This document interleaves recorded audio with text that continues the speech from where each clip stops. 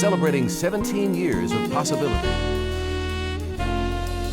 Pilot Flying J and Halloran Hilton Hill present Anything is Possible. Today's guest, Maria Loggins, Part 2. This is Anything is Possible. I'm Halloran Hilton Hill. Great stories about great people whose lives prove, like Maria Antoinette, that anything is possible. This is Part 2. When we left off, we were talking about becoming an influencer, traveling the world. I know you've done work with Scripps, HGTV. I mean, you're building quite a brand. 500,000 people that you influence over social media and other platforms. So you're blowing and going. Yeah, that's what people would think. So when I met you in front of the Mill and Mine. I was just leaving from speaking at an event, and you were heading to speak in an event. That's the first time I remember meeting you, and I thought, wow, what an impressive person. But if I just look at you and I listen to the way you present yourself, I wouldn't believe you have a care in the world.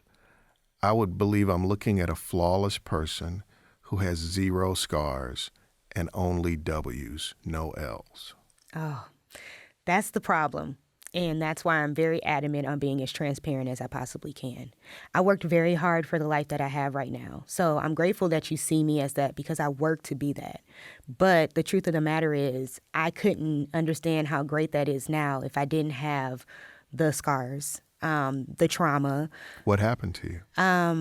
Let's see. Starting as a very young child, I was sexually abused by a family member. And I told my family probably around 13, 14. How old were you when it started? Okay, so this is interesting. I have 3 flashbacks that would be reoccurring. One was where I was little. I was very little, probably like 1 or 2. And then another time is when I was 7, and that was like the last one. And then there was other incidents, like just little flashbacks where I can't really date how old I might have been. My mother being a single parent, she would fall out with family often, so I wasn't around. By the grace of God, I wasn't around this person a lot. But this person is a pedophile. And I have a cousin that's 5 years older than me, and he would watch both of us, and he would do things to both of us at the same time. So if he was 5, she was 5, I was in diapers. So it started, I was being prepped, basically, to not understand what was being done to me as a part of this is just love or this is how life is supposed to be. So I would say baby all the way up to 7, off and on. The older I started getting, the less I was around my mother's family. So that was one thing. Now, my mother also was abused, so she developed personality disorders. And growing up in a household with someone who's very driven and very ambitious, it easily stifles anybody else in the room. It would smother you out. So growing up in that environment with no siblings, nobody to share the brunt of her bad days, the brunt of anything going on in our world, I basically was the sponge for that. I took all of that in. So I explained to my family what happened. My uncle admitted to it. He explained that he's not like that any longer. And this is about, 13, 14? And of course, my family turned it on me and asked me what did I want to be done. And you don't want the pressure of ruining a family on you. Like, I didn't know anything different. So I was just like, I just don't want him to be around me. Well, that didn't change either. He was still at every holiday. He was still around. And I had to just swallow it. Like, okay, this happened to me and it's over and I have to be okay. And so it stopped at that moment. Like, I just stopped feeling like my worth was important. I just felt very much alone in that situation because it was like I couldn't talk about it. I couldn't be upset about it. I had to act like everything was just okay. And because everything looked so beautiful, I grew up in this big home. I had an in-ground pool. My life looked so great. I just let those things camouflage what was really going on deep inside of me.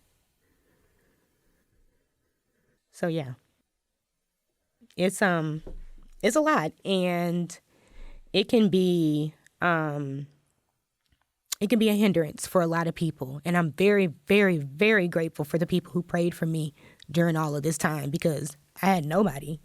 At times where I thought my life was great because people told me my life was great, I believed it, but I didn't know that my life was not great.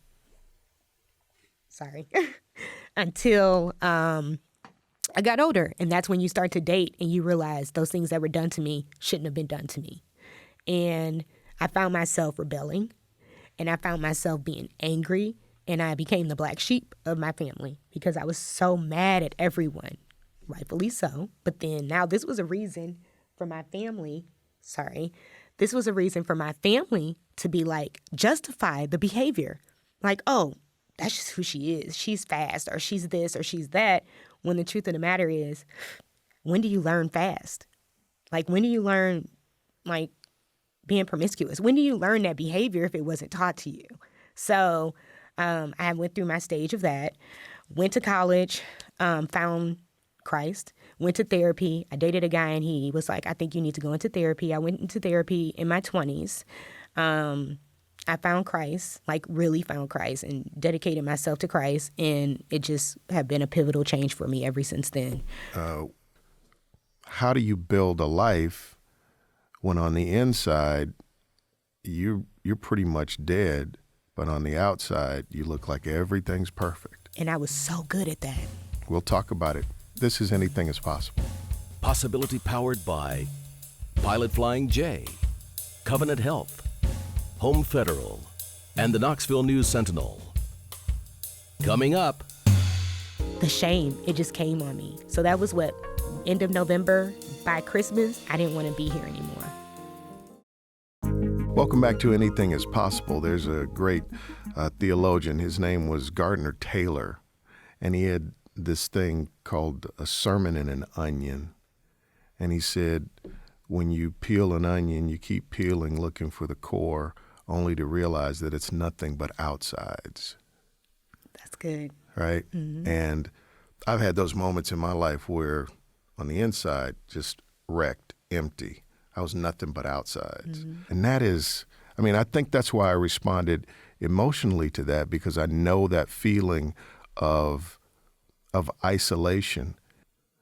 So you're trying to make sure that you don't get hurt out here again. Yeah. So if I give you the right image of me and picture of me, maybe you won't abuse me. You won't try me.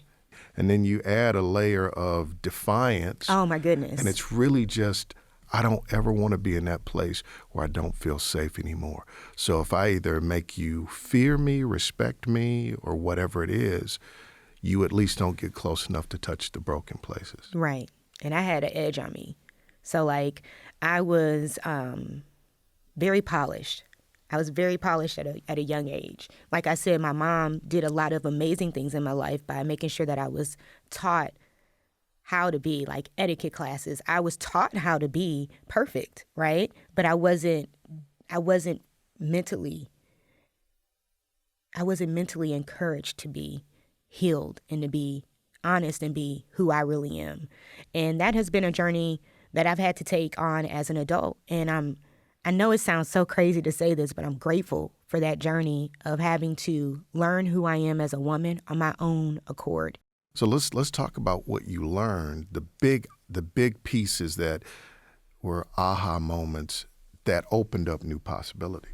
Okay, so in my 20s, when my first round of therapy, in which I went off and on for about 7 years, I learned how to deal with my angst, my triggers. I learned how to understand that everything wasn't a personal attack on me.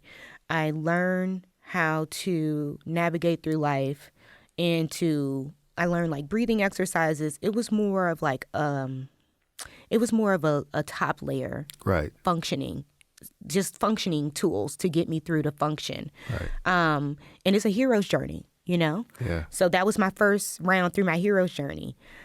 Fast forward to 2000, where were we at? We're in 2017. at the end of 2017, I just turned 39.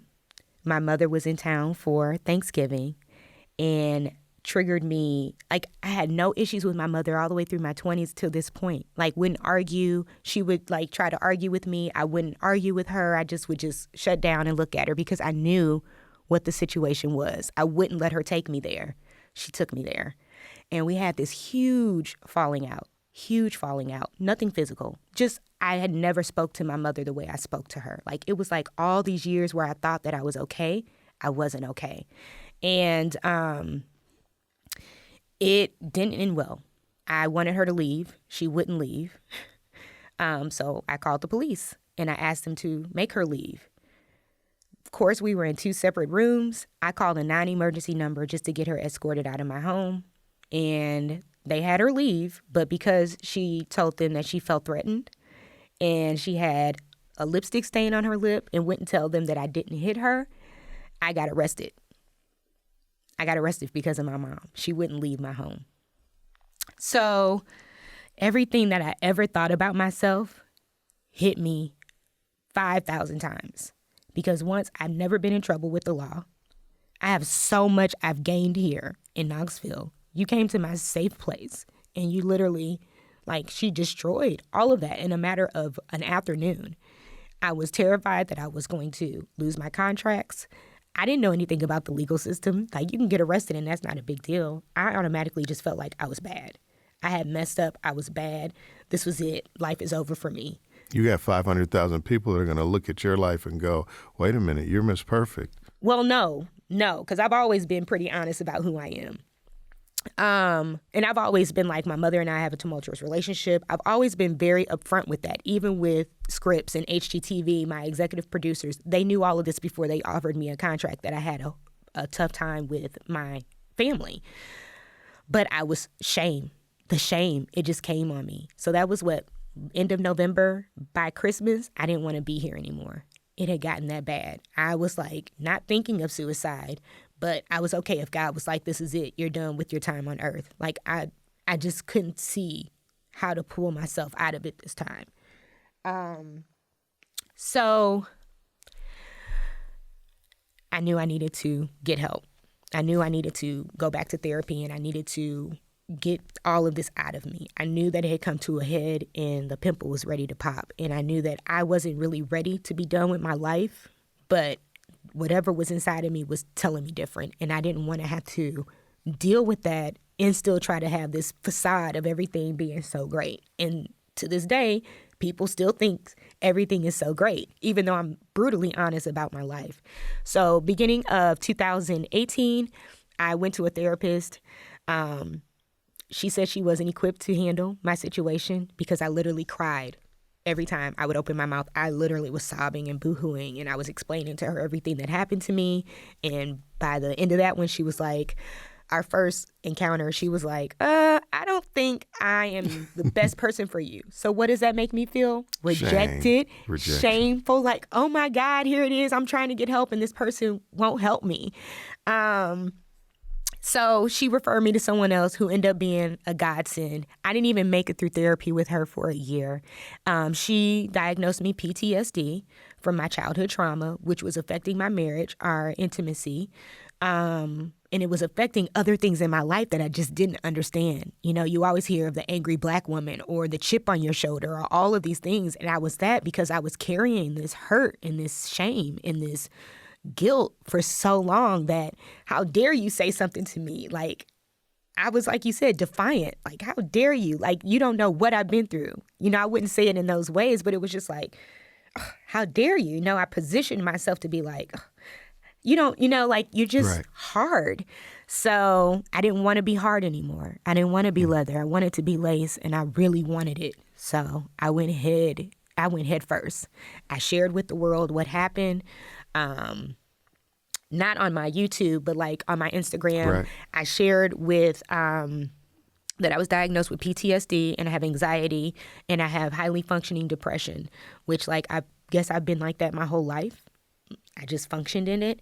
And once again, God makes a way, right? Where this should be a horrible time, I was so grateful to actually have a diagnosis. At least to know. To know that I'm not crazy. And like, I didn't have any personality disorders. Like, there was nothing else wrong with me. I just was carrying this stuff. Oh, I could put that stuff down and I can be okay.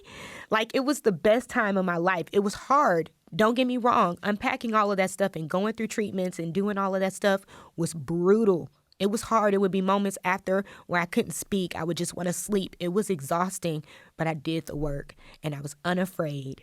Why don't we take a break? When we come back, I want to kind of resolve this whole incredible journey with what you learned and how that's opened up new possibilities. Because, you know, somebody could be watching right now and you feel everything that she's just said and everything she hasn't said. And you're like, wait a minute, it's possible to have life after the scars.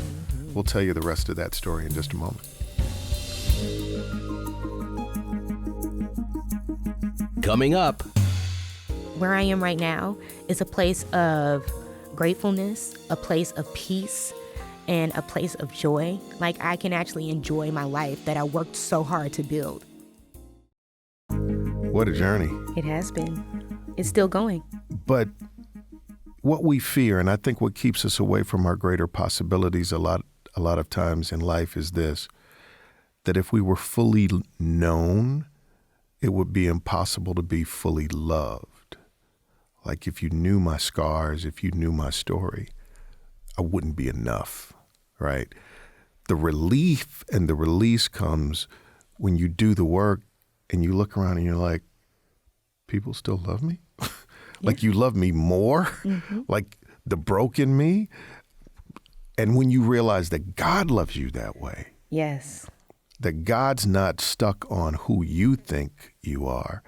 He sees you with the miracle attached, right? So talk about where you are now and, All right. and what you've learned. Okay, so I am done with therapy this round. Like I said, it's always a hero circle, and I'm sure something else will come up where I will want to unpack even more. My goal is to be 100% healed and healthy inside, and there's still stuff in there, but each day has gotten 100% better. I'm lighter. I'm unbothered. You know how you try to say like, oh, I have 0 F's for that. I'm really unbothered. Like, things can happen around me and I'm just like, oh, I can see that it's not mine to pick up. Like, that's something that I learned. I no longer have PTSD. I did EMDR. I did a few rounds of treatment with that. If you Google it, it's an amazing therapy Protocol. Yes, Yeah. Thank you. And just talking through it.